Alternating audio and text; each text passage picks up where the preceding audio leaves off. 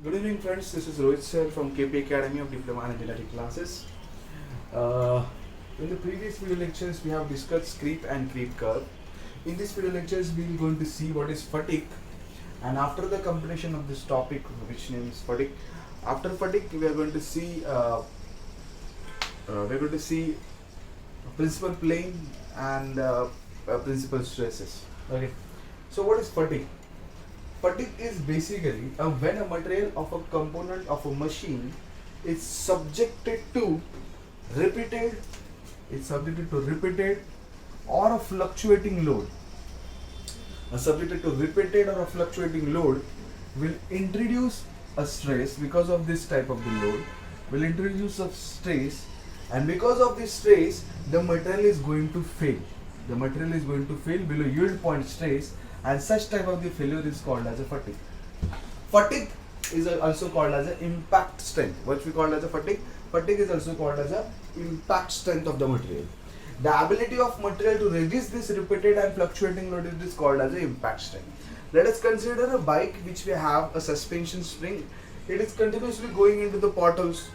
Okay, it is continuously going into the potholes or some irregular surface, and what will happen that the spring or suspension spring somehow ability to sustain that type of irregularity. After some limit it is going to fail, but till then it is resisting, and that property of the spring is called as a impact strength or fatigue. The ability of resisting impact strength on the fluctuating load is called as a fatigue. What is fluctuating load? Tension, compression, tension, compression, tension, compression. This is called as a fluctuating load. Because compression when the spring is compressed, tension when the spring is come back to its original position. Okay, so this is called as a fatigue, which is also called as a property of material, which is nothing but an impact strength. Fatigue means what? It is a type of failure. When it is failed, it is called as a fatigue. Okay, now why fatigue is comes into the picture, or why when it is going to appear, when it is going to fail. Let's see this topic first. Let's see. So the fatigue failure begins with the crack. Fatigue failure begins with what? Crack. Now where the crack will occur? Whenever there is a change in shape. Let's read it more clearly. Regions of discontinuity such as holes and keyways. Okay. Wherever there is a keyways or wherever there is a hole, there is a stress concentration. Now what is stress concentration? We'll see in the 7th or 8th lecture of the DME. What is stress concentration? We'll see further. But when there is a discontinuity in the surface, let's take a discontinuity surface, an example of screw threads. There is a discontinuity in the surface of the screw threads. One is up, one is down, one is up, one is up, one is down. And when there is a discontinuity, there is a stress concentration. At that point, there is a chances that screw get fails. Okay, and there are some cases when if this is a screw, if you try to take out the screw without using a screwdriver, you can take it. You can use some grippler, and you can take it out. And when you take it out, you can see this the threads of the screw is completely wiped out, completely sheared off. It is where the discontinuity surface, and at that surface the crack begins, or it is a weak portion where the fatigue will occur. Okay. Now, regions of discontinuity where the cracks and chaos are there. Regions when there is an abrupt change in cross section. Abrupt means suddenly cross section is changing. At that point, the fatigue will occur. Because if there is a sudden change in cross section, then there is not a proper stress distribution. Okay, there is no proper stress distribution. Stress distribution will like this. Stress distribution will like this only. We'll see in the stress concentration topic. Here the no proper stress distribution. Here there is a no stress distribution. So this portion is weak. This is might get fail early. Okay, this might get fail early. So when there is an abrupt change in cross section, and the next thing is what? Regions of a discontinuity during machine operations. During various machine operations, we have some mistakes or some discontinuity where the surface roughness is there, where the stamp or inspection mark, we use the stamp or inspection marks where there is a surface of irregularities. At the surface of irregularities there is a chances of crack production. Okay, there is a chances of crack production, and with the production of the crack, the fatigue is going to be appeared. And last but not least, internal cracks, which we called as a blowholes. Okay, if there is an internal crack inside the material, will tend to have a fatigue. Okay, let's some have examples of fatigue. Now, why this fatigue will, how this fatigue will fail the material? Let's we have some material. We have some material. This example I took it from the book only. Let's have a material. Some material is there. Some component is there with some small internal blowhole. Okay, and this material is continuously going into the compression, tension. So under compression, the blowhole is going to expand.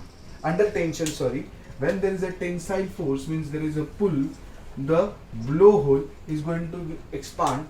And when there is a compression, okay, when there is a compression,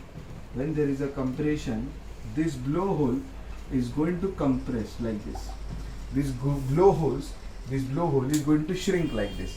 When there is a compression, the blowhole is going to shrink like this. So during tension, the internal crack is going to extend.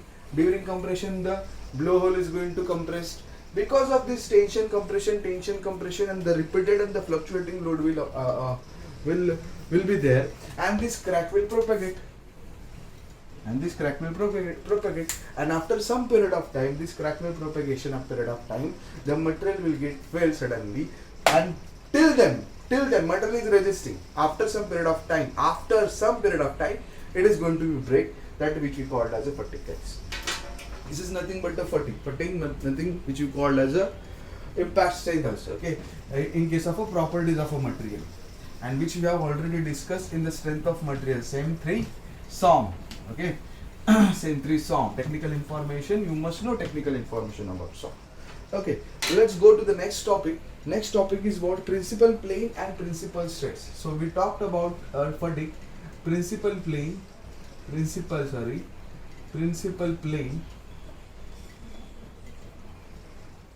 Now what is principal plane first? There is a rectangular surface. First case is what? There is a rectangular surface. Let's have a normal stress in y direction, and stress in x direction. Okay, stress in y direction and stress in x direction. And along with the stress in y direction, we have a shear stress in y direction, along y direction, x direction, and along shear stress along y direction too. Shear stress is denoted by tau.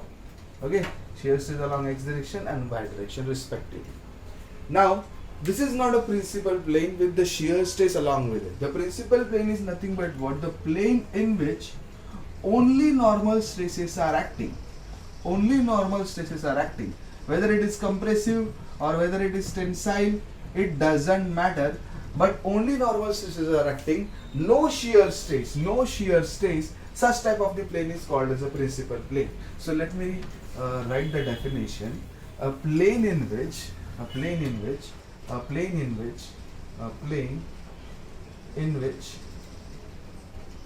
only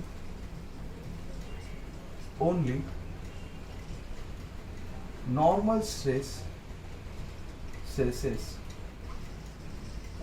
are acting, no shear stress. It's called as principal plane. And stress, I say here, and stress is called as, or I can say this is called as a principal plane. And principal stress, definition of principal stress is what? A plane in which the stress acting on a principal plane, the stress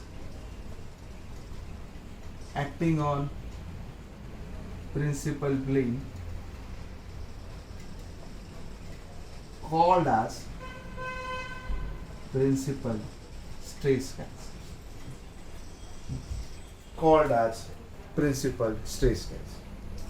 Okay, there are two types of the principal stresses. one which is called as the maximum principal stress and minimum principal stress. The maximum value of principal stress is called as a major principal stress. Maximum value of principal stress is called as major principal stress,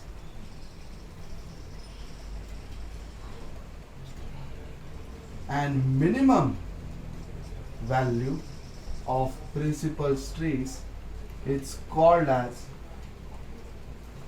minor principal stress.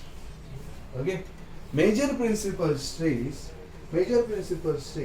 is can be denoted by sigma T1, which is nothing but sigma x plus sigma y by 2 plus, okay, plus sigma x plus sigma y by 2 plus 1 by 2, yes, I'm right, plus 1 by 2 under root of 1 by 2 into under root of sigma x minus sigma y the whole square plus 4 tau